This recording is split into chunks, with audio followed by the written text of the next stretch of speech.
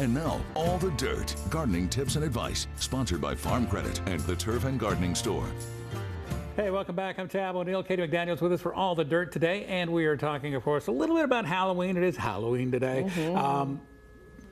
Okay, as I say, I should show you a picture of my garden. My garden's scary, and I don't have to be nothing with it. I actually had a really bad year with the garden this year because I'm getting ready to do some remodeling, and I'm actually moving all of my beds farther away from the house.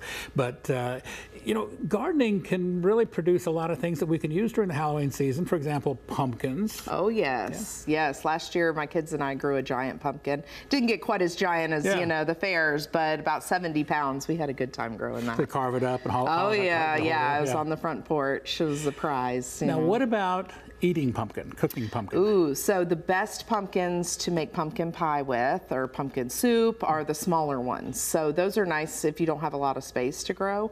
The pie pumpkins, those are the best. I know I've done a pumpkin bisque with roasted pumpkin, mash it all up, some heavy cream, some bacon bits.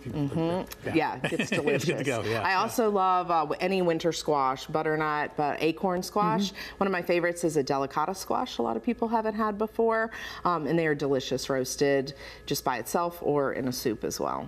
Now, during the Halloween season, one of the things, my dad was really big into decorating for Halloween, and he would, I can't remember if we had corn stalks in our garden or not, but of course he would pull bales of straw and corn stalks and gourds and all that kind of stuff. Oh, yeah. Basically stuff that would have come from the garden to decorate for Halloween. Oh, yeah. Anything that's not plastic and going to be thrown away, I'm all for doing. We mostly just do corn stalks, and I'll decorate them on the front porch, and then we sometimes do a few pumpkins, or my kids love the pumpkin patch. That's a tradition every year we do, so we go buy them and decorate. Now, have you ever gone as far as, oh no, you don't want chocolate, here's a carrot?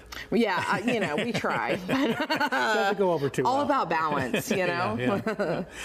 You know, as we get into, we're transitioning obviously out of October into November. Are there a lot of things that we should be doing right now to get ready for, I guess, settling our garden in for the winter months? Yeah, you know, there's lots of things you can do, or you don't have to.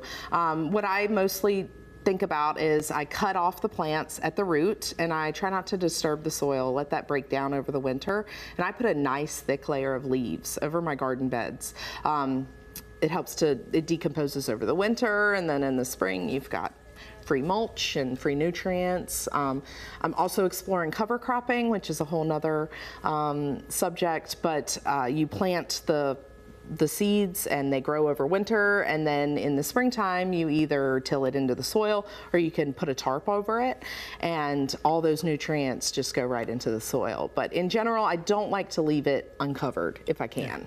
Oh, you know, I just remembered, I wanted to ask you, vampires, garlic. Did you do garlic this year? Oh, yes. We love to do garlic. It's really an easy crop. So I just got mine in, so you still have a little bit of time. And you can even buy garlic from the store. You don't have to necessarily buy it from a seed store.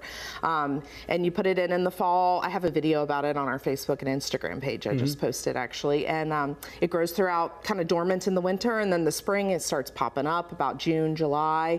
You can harvest your garlic, and it's delicious. That is so cool. Yeah. Thank you so much for coming in again. Thanks for having me. And of course, as she said, you can find out more online. You'll find our links at WFXRTV.com for All the Dirt, and we'll link you to Katie's page as well. We'll be right back.